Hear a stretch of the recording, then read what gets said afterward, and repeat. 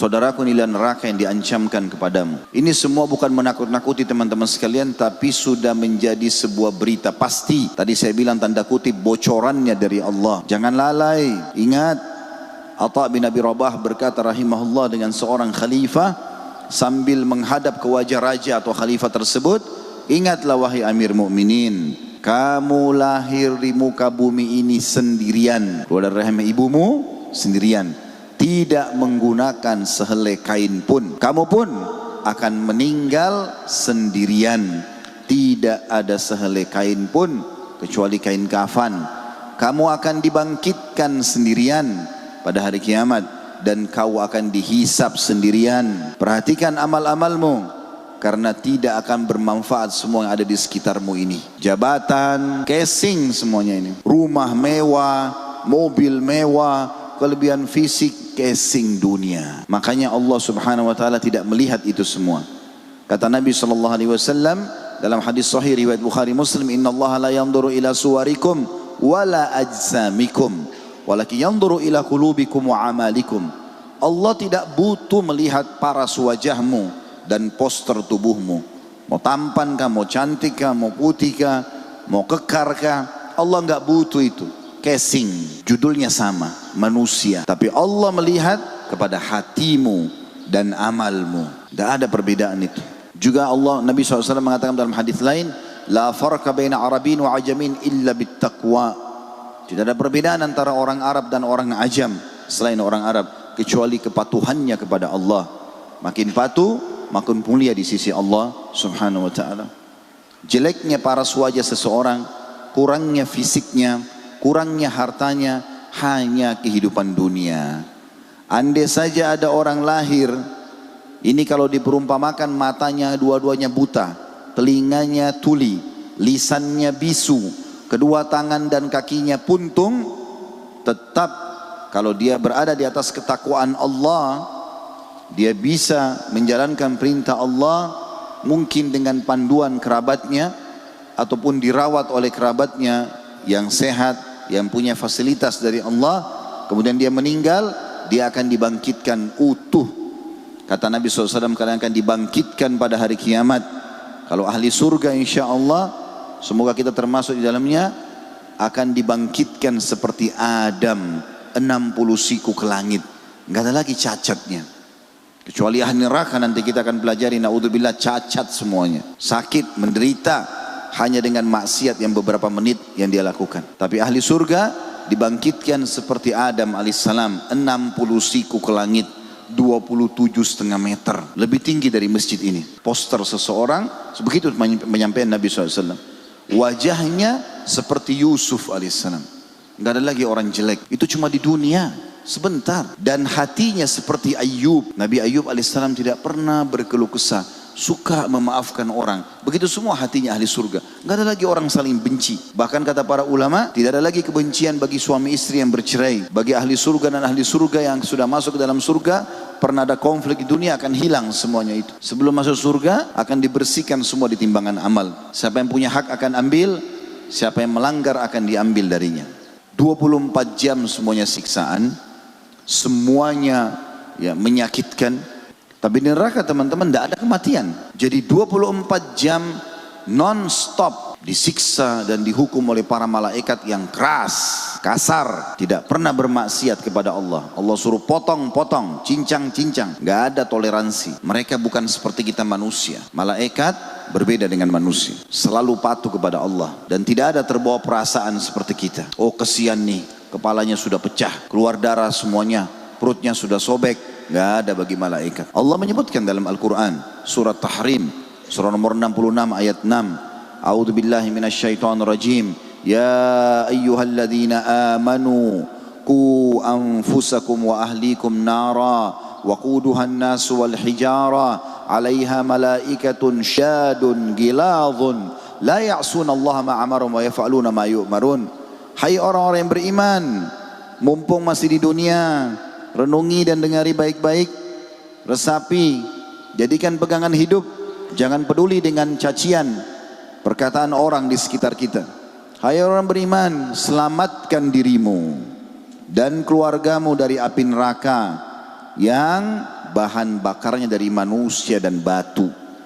Dijaga oleh malaikat-malaikat yang kasar, keras, tidak pernah menolak apa yang Allah perintahkan dan selalu mengerjakan apa yang Allah titahkan.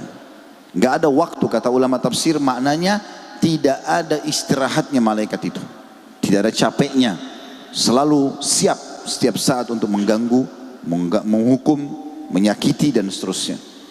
Ini Allah sudah peringatkan, hati-hati teman-teman. Neraka bukan penjara yang hanya sekedar dijaga oleh manusia biasa yang punya rasa capek, rasa jenuh, tidur, istirahat, makan. Neraka itu dalam sebuah hadis yang sahih riwayat Bukhari dikatakan, yu'ta bi jahannam yaumal qiyamah wa 'alaiha sab'una alfu zimam ma kulli zimamin sab'una malakan yajurrunaha. Neraka akan didatangkan pada hari kiamat ditarik dengan 70.000 rantai. Di setiap satu rantai ada 70.000 malaikat yang menariknya. Ini bukan tempat main-main teman-teman, bukan tempat main-main. Dan Allah Subhanahu wa taala memberikan kita banyak sekali solusi untuk selamat dari api neraka. Sudah disampaikan sebagaimana akan kita jelaskan nanti pada penutupan bahasan insyaallah. Neraka teman-teman, kita mulai dengan poin pertama, sudah ada. Neraka sudah ada, bukan akan diciptakan. Sebagaimana keyakinan kaum Mu'tazilah. Kelompok ini yang menisbatkan diri pada Islam mengatakan surga dan neraka belum ada, sehingga akhirnya mereka menolak nas-nas syar'i yang jelas. Mereka menolak wahyu dengan alasan tidak masuk akal. Kalau surga sudah ada, lalu surganya itu tidak dihuni. Begitu juga dengan neraka. Untuk apa disiapkan dan dibakar apinya kalau belum ada penghuninya? Mereka menggunakan akal mereka dan menolak wahyu. Padahal teman-teman sekalian, wahyu itu diturunkan oleh Allah untuk mengontrol akal, bukan akal yang mengontrol wahyu. Ali radhiyallahu anhu mengatakan, andai saja agama ini menggunakan akal, maka mengusap kaus kaki pada saat orang sedang safar dan dia sudah berwudu sebelum dia memakai kaos kaki itu, maka lebih pantas yang diusap adalah bagian bawah kaos kaki karena itu yang kotor. Tapi kita diperintahkan dalam agama mengusap bagian atas telapak kaki, bukan dengan akal. Akal dikontrol oleh wahyu. Akal kita digunakan untuk memahami apa yang Allah berikan, bukan menentang. Gak masuk akal lalu ditolak. Dalilnya mana Ustaz? Neraka sudah ada banyak. Hadis sahih diriwayatkan Ahmad dan yang lainnya, kata Nabi SAW, siapa yang memohon kepada Allah agar dilindungi dari api neraka, ada dua riwayat. Riwayat pertama mengatakan 3 kali sehari, riwayat kedua mengatakan 7 kali sehari. Maka neraka akan mengatakan pada saat itu langsung, neraka merespon sambil mengatakan, ya Allah, hambamu fulan ini telah berlindung kepadamu dariku, maka selamatkan ia dariku. Dan tidak ada seorang hamba pun yang memohon surga sehari 3 kali, riwayat lain 7 kali, kecuali surga akan merespon secara langsung sambil mengatakan, ya Allah, hambamu fulan memohon masuk ke dalamku, maka masukkanlah ia ke dalamku. Yang kedua, hadis yang sahih tentang masalah demam, diriwayatkan oleh ahli sunan dan yang lainnya. Kata Nabi SAW, sesungguhnya demam itu adalah bagian daripada tiupan api neraka, maka dinginkanlah dengan air. Kalau kita biasa katakan kompres dengan air. Itu hadis Nabi SAW. Ada hadis yang sahih juga yang lain, juga sama diriwayatkan oleh Al-Hakim dan ahli sunan, bahwasanya Nabi SAW mengatakan kepada seorang sahabiat bernama Ummu Mu'ti, kalau saya tidak salah namanya ya, tapi jelas riwayat ini sahih, yang kebetulan lagi demam. Lalu kata Nabi SAW, kenapa kamu berkeluh kesah dan merintih? Kata dia, demam ya Rasulullah, semoga Allah ya tidak memberkahi demam ini. Kata Nabi SAW, jangan kau caci maki demam itu, karena dia akan menggugurkan dosa-dosa seorang hamba.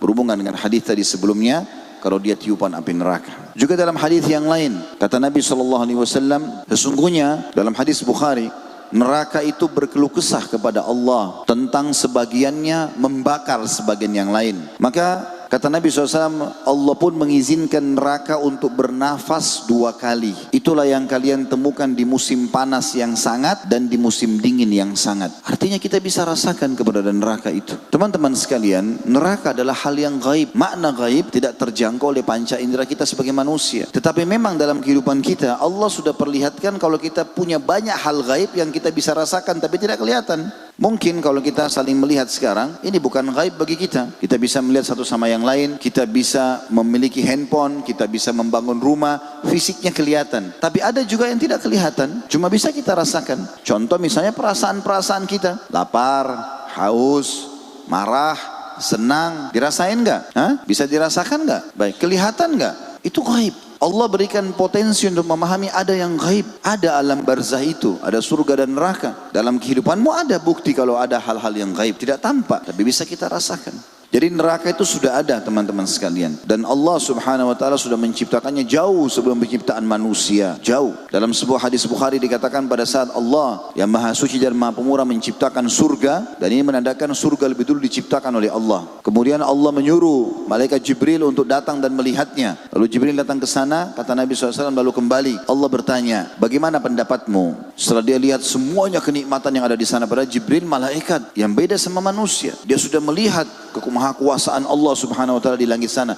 Tapi dia tahu kadar nikmat yang ada pada surga. Dia mengatakan, ya Allah, tidak ada seorang pun hambamu mendengar saja. Tidak usah dia melihat, mendengar saja tentang surga. Seperti yang kita lakukan pada majelis seperti ini misalnya. Maka kata malaikat Jibril, tidak ada seorang hambamu pun yang mendengar tentang surga ini, kecuali pasti akan berlumba-lumba untuk merebutnya atau mendapatkannya. Dengar saja. Lalu Allah SWT ciptakan neraka dan mengatakan pada Jibril, pergilah, lihat. Maka Jibril datang melihat segala macam jenis siksaan yang ada di dalamnya. Jibril pun alaihissalam makhluk Allah yang maha perkasa, yang luar biasa besar. Kata Nabi SAW dalam sebuah hadis, Jibril alaihissalam Allah karuniai 600 ekor sayap. Kalau satu sayapnya dikebaskan bumi ini, maka akan hancur bumi ini. Jadi masih ada 599 sayap tidak dipakai oleh Jibril kalau hanya mau menghancurkan kita semua.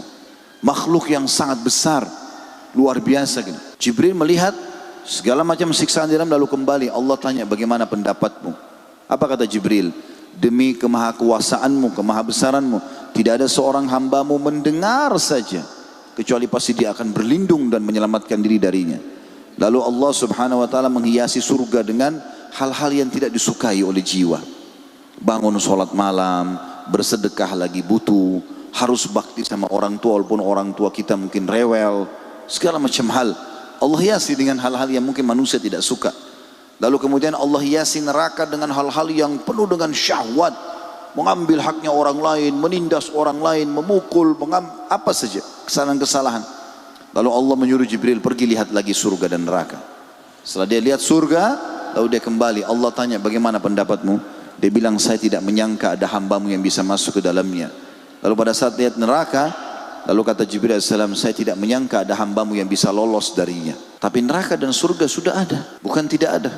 Makanya Nabi SAW juga mengatakan kepada para sahabat, ingatlah, surga seseorang di antara kalian lebih dekat dengan kalian daripada tali sendal kalian sendiri. Azan, sholat, ada orang tua bakti, ada orang miskin sedekah, tiap hari buat kebaikan, tinggalkan haram, mati masuk surga. Mudah sekali. Toh kita juga semua akan mati. Sesehat apapun badan kita, setinggi apapun jabatannya, sebanyak apapun hartanya, mati. Ujungnya mati, nggak bisa kemana-mana, pasti mati. Qul innal mauta alladhi tafirruna minhu fa innahu mulaqikum thumma turadduna ila alimil ghaibi wasyahada fayunabbiukum bima kuntum ta'malun. Katakanlah hai Muhammad, bahwasanya kematian yang engkau lari darinya pasti akan mendatangi kalian.